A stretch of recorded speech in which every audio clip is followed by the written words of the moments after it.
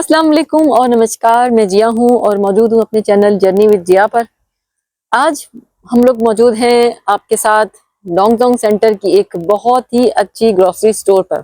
जी हाँ, ये लाइप्ज़िग की एक चंद बहुत ही बड़ी ग्रोसरी स्टोर्स में इनका शुमार होता है। बिल्ला लेबन्समिटल, जैसे कि आप ये देख रहे हैं लिखा हुआ।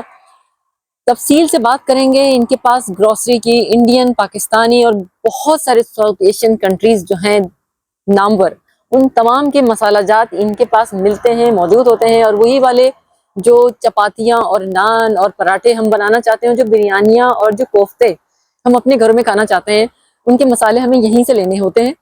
और बिल्कुल एग्जैक्ट वही चीज़ें जो आप अपने देश में आपको मिलती हैं, वो इनके पास मौजूद होती हैं।